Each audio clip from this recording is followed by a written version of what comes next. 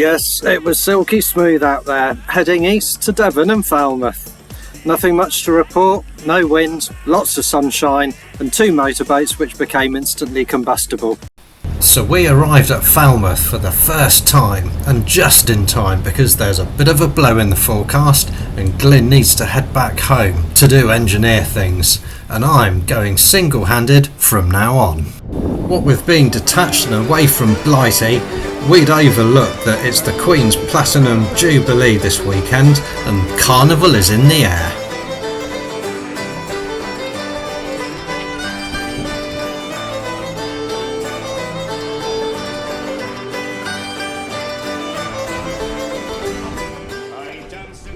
Recognising that it is the Queen's Platinum Jubilee, and for my next trick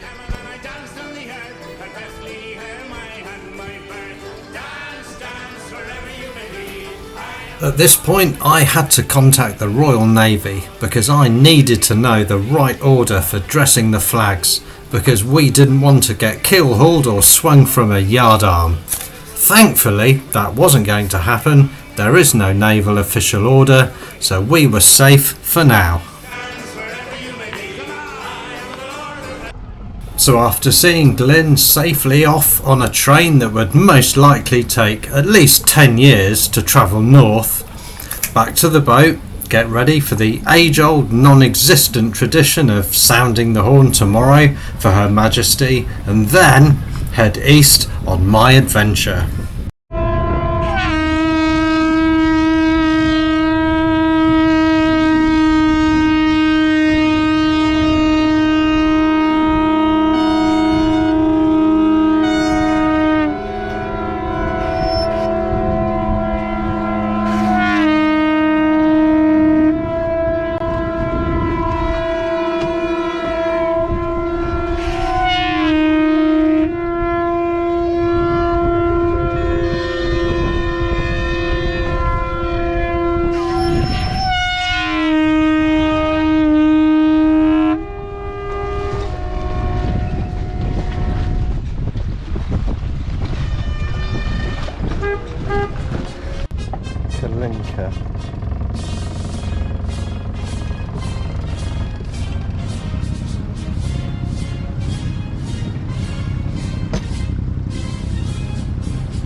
Not far from the entrance to the harbour, to the River Fal, and currently I'm just heading over to the other side of the channel.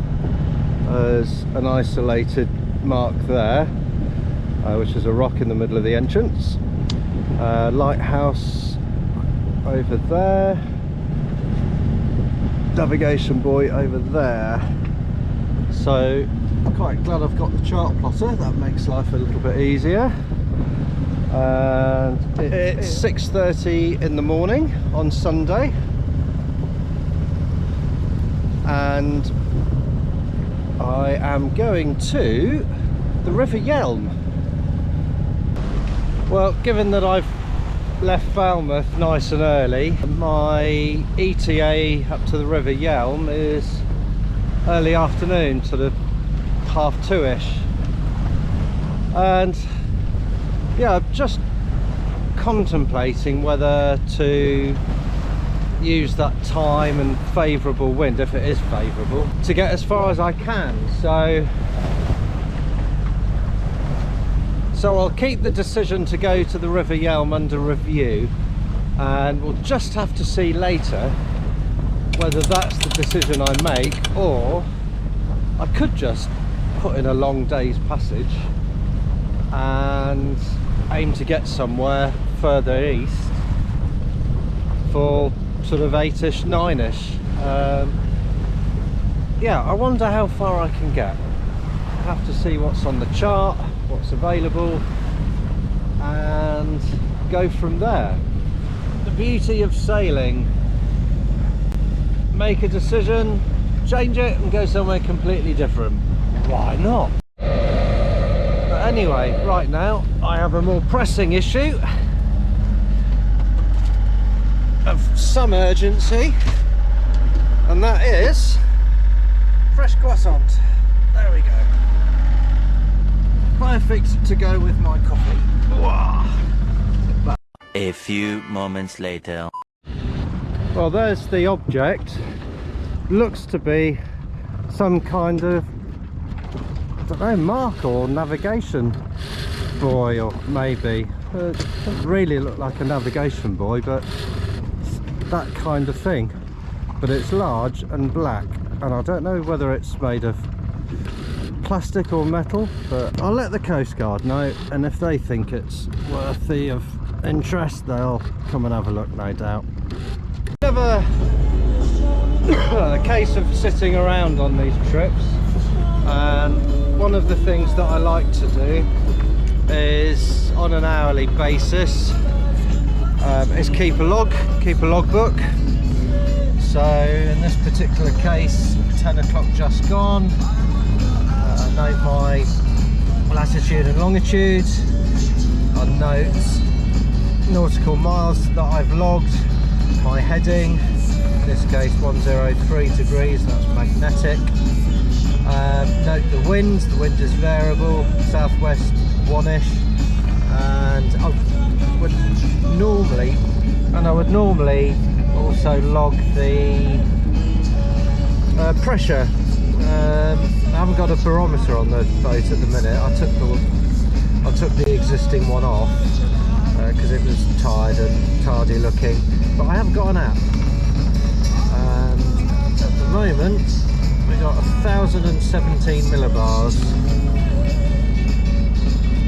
1017 millibars, and useful just to keep track of that, really, just to get an idea of if the weather's going to change imminently. Ultimately, I kind of know what the weather is because I got the forecast this morning. But nevertheless, it's not a bad habit to get into, and like I say, on a 10-12 hour passage, it's a good idea, I think, to have a routine, keep track of where one is and where one is going.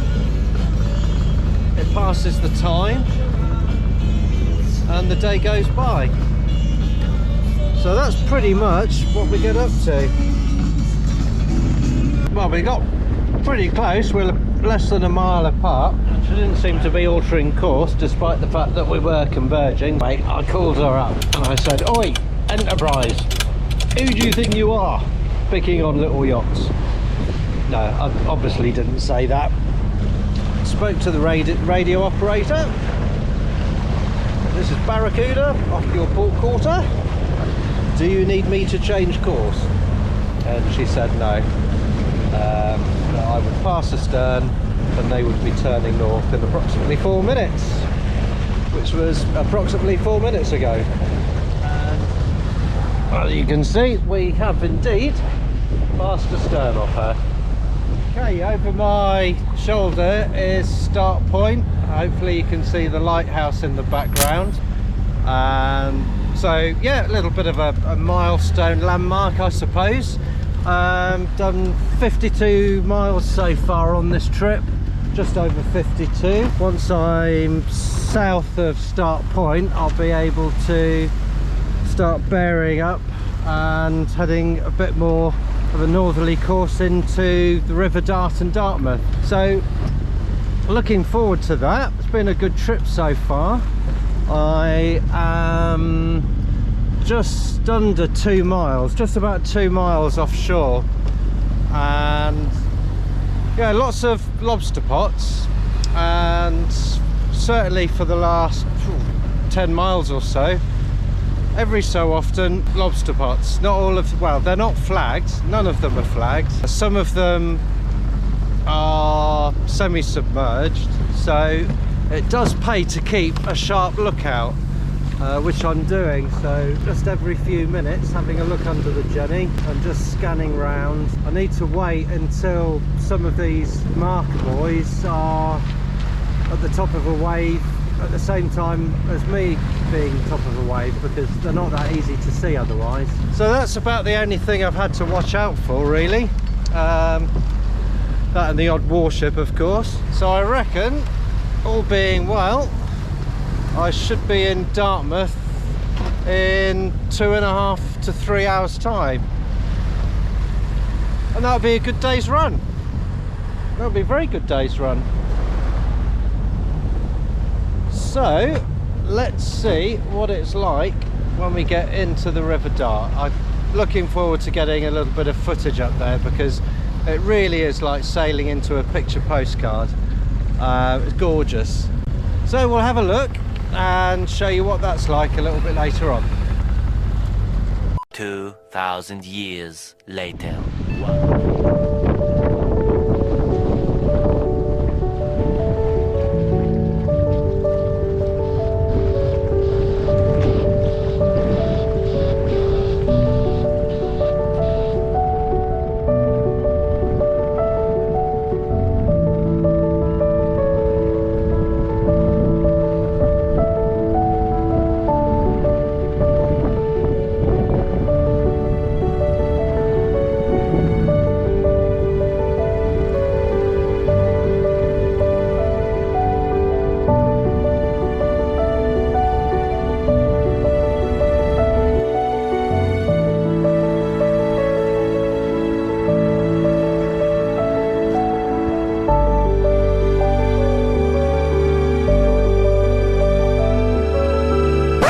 This is the freshwater cooling system attachment. It's a Martech, and that's bolted to the engine. On 2 occasions, once I think up at Poole, the bolt that holds it to the engine, one of 2 bolts, had come out, and this had sort of dropped down and was resting down here. Well, we fixed that, we bolted it back in. Unfortunately, doing my engine checks at Dartmouth, I've discovered it dropped again, and it's a bit disappointing. And I'm disappointed because I've been checking the engine once every hour just to keep an eye on things, and this, the bolt had come out again. It's down in the bilge, luckily, but this water transporting pipe was resting on the starter motor, and it's worn it away quite significantly, though miraculously no water has leaked. That would have been a disaster, you know, coming into Dartmouth over falls and rocks, and it doesn't bear thinking about. The difficulty now I've got is that trying to screw that bolt in, quite clearly the thread's gone, so that bracket needs to come out. So the dilemma I've got is, do I continue from Dartmouth to Weymouth to Poole? Do I and consequently I'll never make Poole in time, so the boat will have to stay here. I live in Winchester. Oh man alive, at least it's not Holyhead, but fuck's sake. The weather's closing in towards the weekend, so there isn't really any time for delay.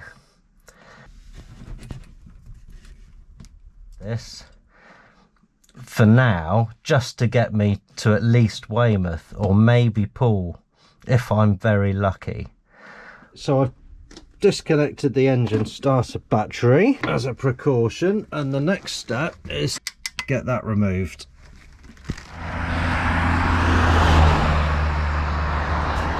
Well, this is what you call a jolly good hill to walk up. Oh, on my way to an engineering company who can drill holes in metal.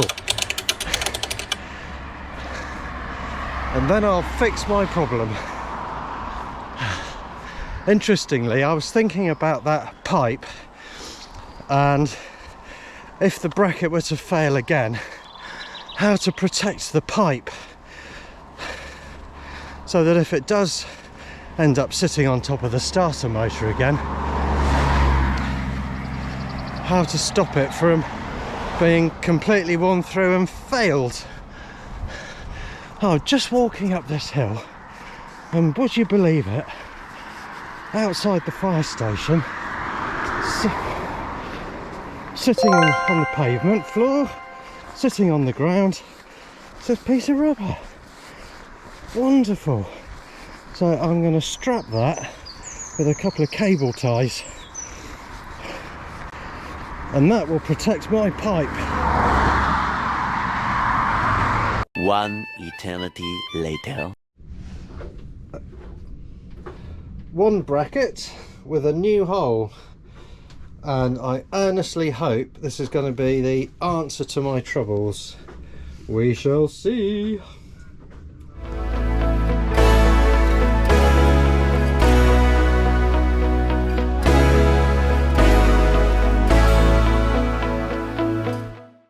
Problem was cheap Chinese crap. In here, this plastic. What are we doing today, Glenn? We are sticking the jib up so we can make way for home after this very long adventure. How are we doing now, boys? We are sailing! What happens in the washing machine? Spins your head upside down with your stomach at the same time while you're trying to make a ham and pickle sandwich. Yeah. Feels emotional. Very emotional. Put my heart and soul into that. Try to write my bestest handwriting. We're going to England.